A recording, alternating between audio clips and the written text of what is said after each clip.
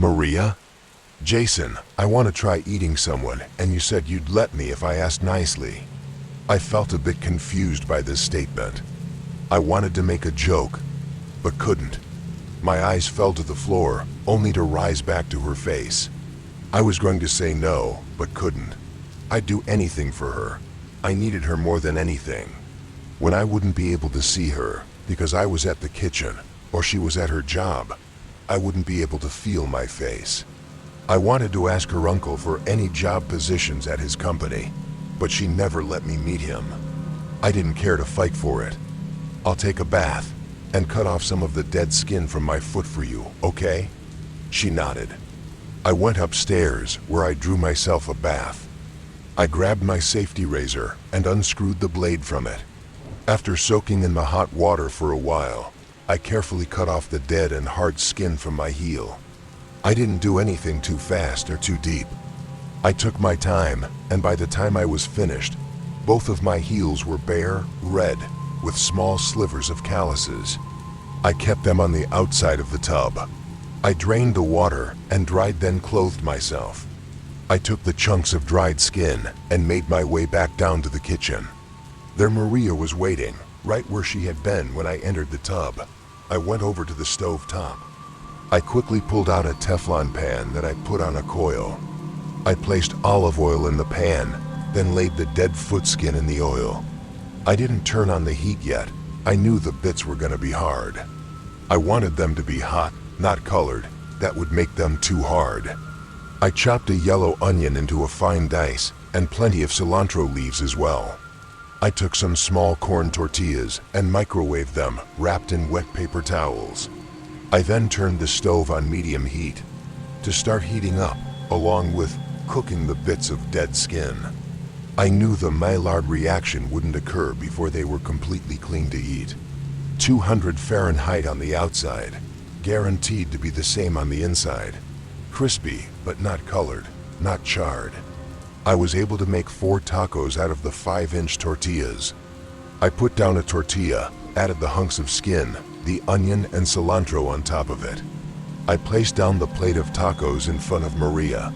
Along with that, I served homemade habanero pineapple hot sauce. I went to clean up before I heard her soft, beautiful voice. "Aren't you gonna join me? It's our meal after all." My eyes turned to her, but my body dared not. Had it been humanly possible, I believe that I would have pushed my eyeballs out of their sockets to avoid moving my body. "Sit down and try it with me, Jason." My throat swallowed, but no saliva was being produced. I tried to turn on my heels, but a burning softness shot up my legs. My whole body turned to face her, although my bulging eyes couldn't distract the sensation of discomfort I felt. I walked ever so fluidly, like a salmon swimming to the bear. My body fell into the chair next to her. She smiled and slid the plate to be in between the two of us. "You first. It's your cooking, dear." I sat up and gave her a weak smile. With coldness rising to my fingertips, I pinched and grabbed one of the 4 tacos, then bit into it. The initial flavor of the soapy cilantro and harsh onions that hit my palate, with the mealy texture of the tortilla to my tongue, was no match for what I felt next. My teeth struggled to bite through the hot flesh. My tongue seared. I tried to chew through my dead, hard, and stringy pieces of flesh that were from my heel. I sawed my jaw forward and back to try and cut up the almost mealworm-textured flesh. I couldn't bear to chew it again, so I swallowed it. The spiky, rough ball of food fell down into my esophagus. I had wished it blocked my windpipe, but I was not lucky enough for that. I lowered the taco and looked at her. "You didn't try it with the hot sauce?" "Oh no, I couldn't. I wanted to leave a lot for you. Don't be silly." She took the spoon in the container and placed a big scoop onto the remaining half of my taco.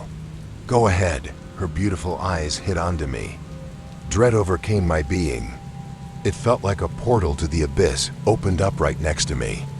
I shoved the food into my mouth, but couldn't maintain a single bite. I felt my body start to regurgitate as I rushed my way to the kitchen sink and expelled the mouthful of food onto the awaiting dirty dishes. "Oh, can't handle your spice, hun?" "More for me then." She then ate every single bite of food without wincing. I cleaned the kitchen and went to our bed. I don't know how long it took until she joined me. When she went to kiss me goodnight, I nearly threw up again. I couldn't stand her hot breath hitting, then going into my nostrils. I didn't eat until 3 days later. On the third day, when Maria had gone to work, I made myself some ramen while Maria was away. I saw she had ate most of the kitchen over the past few days. My gentle nerve of anxiety continued. The house I lived in was no longer my home. I stared at where she sat just a few days prior.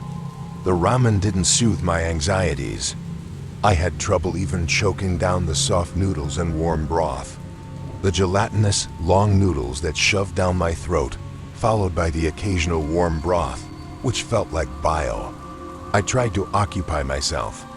I trimmed my nails, both finger and toe, and put the trimmings in an empty bathroom trash can. After that, I just went to bed. I woke up at around 9 p.m. Maria should have been well at home by this point. I went downstairs into our living room, and she wasn't there.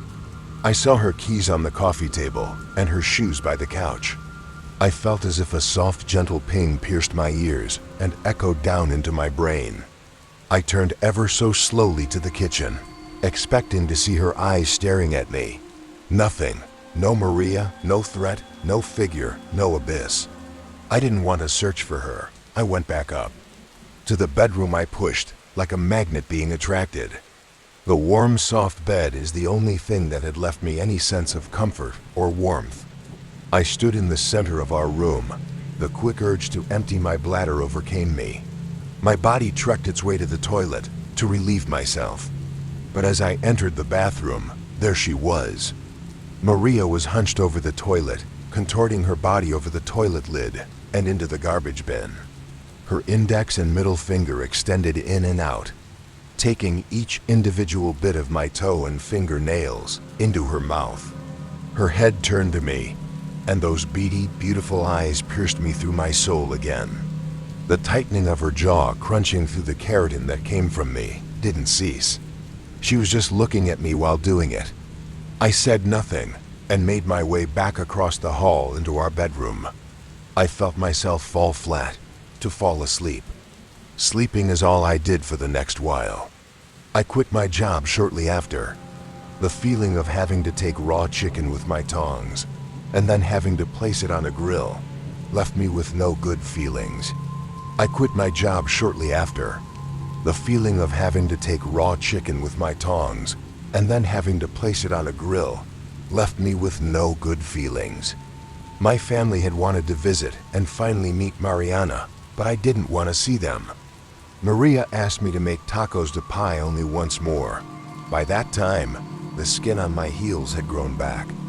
Not hard and dead, but back. It was much more difficult to slice them up that time. But I did it. This was on the 21st of December. She didn't make me eat any this time. On the 23rd, I went out all afternoon and evening drinking with a few friends. I got a ride home from an Uber. Mariana met me with her normal warm smile, and I felt so happy to see her. My arms locked around her neck, and I felt myself kissing her forehead. She asked me questions about my night, and I could barely answer. I was too drunk to form sentences. I went to bed after saying hello to Maria, then to sleep shortly after. I dreamed of wild dinosaurs and Krampus visiting me because of naughty boy I had been. When I woke up, my eyes instantly shot to the left. Maria had tied my left wrist to the bottom of the bed frame along with my neck. If the haystack charm wasn't enough, a hard gag was shoved deep in my mouth. She was holding the same folding pruning saw she bought when we first met. I couldn't move. Years of sleep paralysis and anxiety taught me to stay still.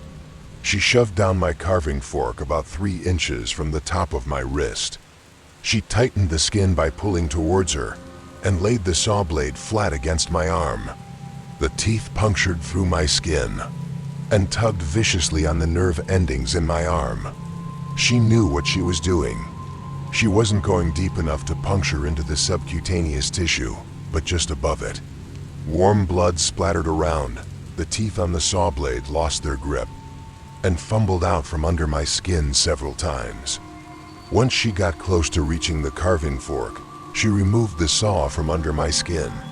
The blade that was so perfectly polished and upkept for the past few years was now covered in crimson fluid. As she pulled the carving fork's tip out of my wrist, it felt like she pulled out my bone marrow. She bit the very tip of my flesh and tore it off from my arm. Her favorite striped sweater was stained, and her once warm eyes hit my face. They looked like blank orbs with light pushing from behind them. The once beautiful vinyl-like strands of her hair were unkempt and knotted. The smell of iron was almost as heavy as the air. She took her time with her meal, enjoying it down to the last inch. When it reached that last inch, she stuck her fingers in my mouth and pulled out the gag. Then with the fork, she skewered my flesh onto the tip and placed it in my mouth. The cold steel and room temperature meat pushed on my tongue, like if I was being treated for sideropenia. My teeth hooked onto the fork, and she slid it out of my mouth. The flesh in my mouth felt like sand nakji. I spit it out to her feet. "What are you feeling crazy? Why would you do this? No more Mariana. You're hurting me. Stop, stop." "The damn it, Jason, I don't want to hear that. You abandoned me practically on Christmas Eve, going God knows where, doing God knows what. How do you think I'm supposed to feel? You cheated on me. You betrayed me. You hurt me." Mariana paused. And you spit out the food I prepared for you. Why would you do this to me? How could you?" She snipped off the zip tie on my wrist and sawed off the rope around my throat. I felt like a puppy who misbehaved and was punished. My nose has been shoved in my shit. Maria took a pillow and blanket from our bed and went downstairs. I dare not follow. I cleaned my wound. She had bought a bottle of isopropyl alcohol. That was on the master bathroom counter. I wiped off the saw and placed the carving fork on our nightstand. I slept in my own blood that night, curled up in the fetal position. When I woke up, Maria was already at work. I felt cold, thirsty, and alone. I properly dressed and treated my flayed arm. I degunked the folding mechanism of the saw and honed my carving fork. Cleaned our duvet, flipped our mattress, and bleached the floor. When I woke up, Maria was already at work. I felt cold, thirsty, and alone. I properly dressed and treated my flayed arm. I degunked the folding mechanism of the saw and honed my carving fork. Cleaned our duvet, flipped our mattress, and bleached the floor. I didn't see my dad for Christmas, didn't visit Mom's grave, didn't drink or launch fireworks on New Year's. I've just been making Maria happy as best as I could. We kissed for the first time since Christmas Eve. When I woke up, she had made me breakfast in bed. Eggs, sausages, and nice crispy bacon. For the first time since November, I ate a meal I had enjoyed. She had been learning how to cook since she felt bad I was the only one making food for us. Her arms folded around me, and our bed felt comfortable again. As I finished the last bit of my breakfast, she kissed me on the cheek. My eyes closed in contempt. When I then smiled, her teeth sunk deep into my cheek. I quickly turned around and punched her as hard as I could in the face. My face was now ripped off and in her mouth. Her tear-filled eyes looked up at me, and she held the side of her face. Maria lurched her way over to me. The bit of my flesh now dropped out of her mouth. She stopped right in front of me. "I just want your heart." She wept, placing her hand on my chest. "I want you to love me like how you used to." My eyes too became filled with tears. I let myself fall around her. I held her tighter than I ever had before. "I'm sorry. I've never stopped loving you." She looked at me, and I her. It was like our first time kissing again. When our lips locked, I felt a wave of relief that I hadn't felt since the night this started before Thanksgiving. I asked for some time to myself. She agreed and went downstairs and left me in our room. This brings me to writing this. She hasn't forgiven me for cheating on her, and I haven't forgiven myself. My wife. I hurt my wife in a way I never wanted to. I have failed as man and as a person. I don't want to see anyone else anymore. Not my family, nor my friends, and certainly not hers. I just want to see her, to be around her. I do not want to die, but I know she'd be the death of me. I want her to get help and not to go too far with this. Yet Mariana, my wife claims she wants my heart, but she's never given me hers. I can't lose her.